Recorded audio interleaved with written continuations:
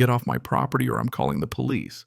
Yeah, that's the first thing I heard after 3 hours of owning my old fishing cabin. Imagine that barely had the moving truck pulled away, hadn't even unpacked my coffee maker. And there she was. Khaki shorts pressed crisp as an army inspection. HOA polo. Tucked so tight you could bounce a quarter off it, wielding a clipboard like a medieval sword. My crime grass half an inch too tall. The HOA president called the cops on me on my first day. I just stood there bone-tired from the divorce thinking, welcome to paradise, Bob.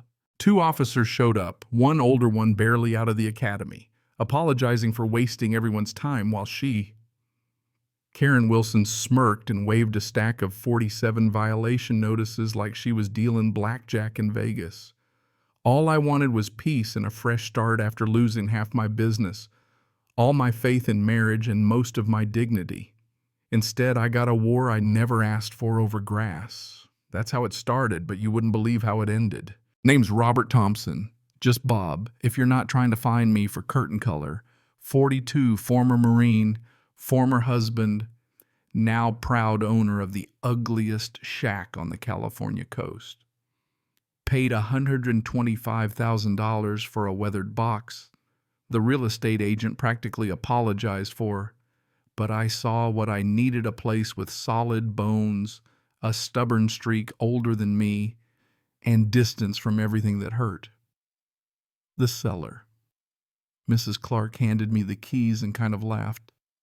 Some HOA issues, she said, like she was passing on a cursed talisman. The place was built in the 50s, 800 square feet of cedar and steel-willed foundation tucked on Beach Road where the McMansions hadn't bulldozed everything yet. I loved it the second I stepped in. Maybe it was the exposed beams or the way the windows caught both sunrise and sunset, but it felt honest, like if you yelled, it would yell back. I'd barely dropped my duffel bag when I found an old box of documents in the attic. Yellow deeds, hand-drawn surveys, property records, tied with brittle string. Promised myself I'd dig into them after a beer or 3 once I'd survived my first sunset as a free man. 3 hours and 14 minutes of peace. That's what I got. Then came the knocking. No, the pounding like a search warrant was about to be served. Through the salt fog glass, I saw her mid-50s, every hair in place, eyes hard as flint clipboard at the ready. You the new owner? I need to conduct an immediate compliance inspection. Before I could say no, she pushed in, scanning my living room like she was searching for contraband. Every new resident submits to assessment within 24 hours. It's in the bylaws, she snapped, waving her measuring tape. Grass is 3.5 inches, max allowed is 3. She actually measured my patchy, mostly wild beach grass, never mind that it was native, protected by state law. And this paint, absolutely not approved. She wrote it all down like scripture. Lady, I said I moved in 3 hours ago. The boxes aren't even unpacked. She wasn't having it. Excuses won't maintain property values. Mr. Thompson, she barked, snapping photos of everything from my fishing rods to the doormat. Her husband Brad showed up with a measuring wheel and a binder thick as a phone book, ran a full perimeter, snapping pictures of mailbox fonts and curtain colors. They condemned my bamboo chimes, my mailbox numbers, my porch light, even the driftwood I'd found on the beach that morning. In one pass, she tallied up 47 violations. You have 72 hours to correct or face escalation. I kept my cool. Decades of hostile environments will do that for you. What does escalation mean exactly? I asked. Fines, liens, legal action. Paradise Shores has never tolerated non-compliance. She had the confidence of a queen. I told her flat, I'm not a member of your HOA. She blanched. Impossible. Every property here belongs to Paradise Shores HOA. Funny, I said. Never signed a thing. That's when she got nervous. Brad, call Richard, our attorney will sort this out. She left, and 20 minutes later the cops showed up, blue lights flashing. The officers, Williams and Jackson, were polite but weary. Sir, we received a call about a suspicious individual refusing compliance. Jackson was trying not to laugh. This is the 6th call from Wilson this month. Remember the garden gnome guy? Williams muttered. You're not breaking any laws, Mr. Thompson. HOA disputes are civil. He paused, looked at my marine flag in the window, and said, Good luck. You'll need it. Alone again, I went back to those old documents. Something felt off. My instincts, those same ones that kept me alive overseas, were screaming. Turns out my cabin wasn't listed in the HOA's directory. The original deed from 1952, sold by the Pfizer family, included private beach access for several lots and explicitly stated no collective governance without the owner's consent. I had a legal unicorn. And that's when I realized Karen's war on me wasn't about paint color. It was about hiding something bigger. The next morning, my inbox exploded. 23 emails from the HOA, threats escalating from urgent compliance to legal action imminent. Each one carbon copied to board members' attorneys, something called the Architectural Violations Committee. 73 annotated photographs, red arrows pointing to everything my trash can visible for 17 minutes. My mailbox 3/4 of an inch too high. They even measured the shadow my roof cast onto a common area. She annotated my doormat. Welcome mat contains inappropriate nautical imagery. I replied, I am not a member. Please remove me from your mailing list. 3 minutes later, Karen fired back, non-compliance will result in daily fines of $200 per violation. Quick math, over $9,000 a day for grass and curtains. I dealt with Afghan warlords who were more reasonable. I called Tom Bradley, a Marine buddy turned real estate lawyer. Tom, remember when you called HOAs legalized extortion? He laughed. Usually just petty tyrants with clipboards. What's up? I explained. 47 violations in 3 hours. Threats, no signed HOA docs. Tom whistled. Start documenting. These folks always have skeletons. Check your deed. County records showed my property predated the HOA by 56 years. My beach rights were ironclad. Karen's claims were built on air. But Karen wasn't letting up. Her loyalists ramped up the pressure.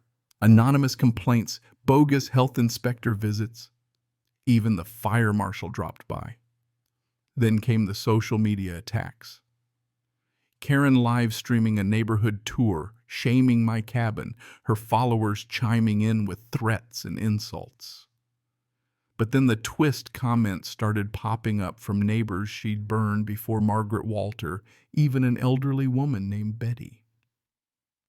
They had their own stories, measured tomatoes, banned bird baths, even a fine for a walker the wrong shade of gray. People were waking up. I dug deeper. The HOA's so-called beach ownership was a legal farce based on a quit-claim deed from a shell company dissolved days after the transfer. Paradise Shores had been charging $50 a month per house for beach access, over $4.5 million in 15 years, for beaches they didn't own. Karen and her 2 co-founders, her husband Brad and their lawyer Richard, set up the whole scheme. My little shack wasn't an eyesore. It was a threat to their entire racket. That night, Brad Wilson knocked on my door, beer in hand, looking beat. 15 years, Bob. You ever had your wife grade your lawn? She fined me $50 for leaving the garage door open. Turns out he'd been recording Karen for years, her talking about bribes to city council, hiding beach fee money offshore, crushing dissenters with legal fees. If she's convicted of a crime, I get my life back, he said. He handed me a flash drive. Everything you need to take her down. Just promise me immunity and let me stand next to you when she gets arrested. Tom was ecstatic. This is RICO-level corruption, Bob. Fraud, racketeering, attempted arson. Did you see this bit about the last guy who questioned beach fees I had, and it made my skin crawl? The HOA started threatening me openly. Anonymous letters, Facebook sock puppet accounts calling me violent and dangerous, even tried to sue me for $10 million in cyber terrorism, claiming my website with the deeds was international warfare. The police, the state attorney, even the FBI started circling. Then the desperate play, three guys sneaking onto my property after dark, gas can in hand, ready to fix the problem the old-fashioned way. I flipped every security light, siren, and camera I owned. Caught them in full 4K, one city councilman, one paralegal, one idiot who face-planted in the sand. 4 minutes later, the cops rolled up, caught them cold. The councilman sobbed. She said it had looked like an accident. She said no one would know. Karen's empire was crumbling and she knew it. At the emergency HOA meeting, the community showed up in force. News vans, pink flamingo lawn ornaments, angry neighbors finally ready to fight back. Karen came in wearing an ankle monitor, her power suit wilting, Richard's Law license already suspended. Margaret Johnson, who Karen fined for tomatoes, read her the riot act. Betty, with her neon pink walker, demanded a vote. 497 to 1. Karen was ousted. The cheers, the relief, the feeling of freedom, it was like someone opened all the windows after a long, stale winter. The trial was a spectacle. Brad's recordings, my deeds, the parade of witnesses, every neighbor with a story of pettiness or extortion. Karen sat there in her orange jumpsuit, still lecturing about property values. The jury took 47 minutes, one for each violation she wrote against me. Guilty on all counts. 18 years, no parole, $4.5 million in restitution, and 1,000 hours of community service, cutting grass in public parks. The best part, my old cabin became a museum of HOA tyranny, her measuring tapes on display, that first violation notice framed on the wall. A year later, we held the first annual Freedom Festival, celebrating unmeasured grass with Comic Sans banners, flamingos, and kids' chalk drawings on the sidewalks. Brad's lawn care business boomed. Grass doesn't matter, we cut it. Anyway, Walter ran the museum. Margaret led the community. Even the Hendersons came back from Arizona, their yard blooming with pink plastic birds in Karen's honor. You know, sometimes justice isn't about revenge. It's about living well while your old oppressor organizes her cellmates' sock drawers by color and length, property values. They went up 20% after the HOA's fall. Turns out people will pay more for freedom than conformity. So, let me ask you, how much peace is your grass worth?